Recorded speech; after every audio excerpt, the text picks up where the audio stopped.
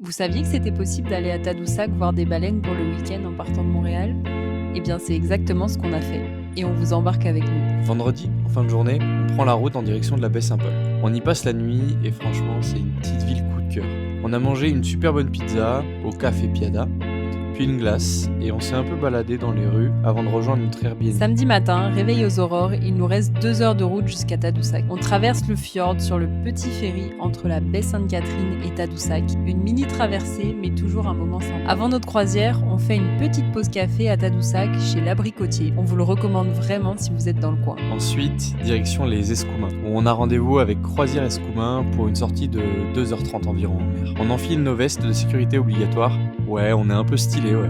Et c'est parti, on est surexcité et on a bien fait de l'être. On a eu de la chance de voir un rorqual et une baleine à bosse. Et avec un beau temps, pas de vent, pas de brume, une mer d'huile, c'était tout simplement parfait. De retour à Tadoussac, c'est déjà l'heure de dîner et on décide de s'arrêter au Café Bohème où on mange de très très bons tacos et un pudding chômeur pour Rémi le gourmand. Et je peux pas m'en empêcher. On a fait la promenade jusqu'à la pointe de l'îlet.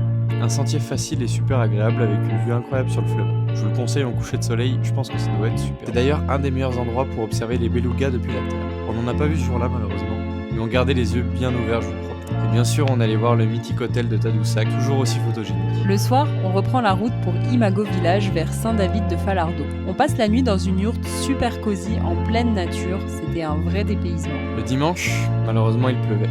Donc la petite rando qu'on avait prévue est tombée à l'eau. Mais peu importe, ce week-end express restera un super souvenir. On vous le recommande à 100%. Et bien sûr, on réfléchit aux prochaines escapades à suivre.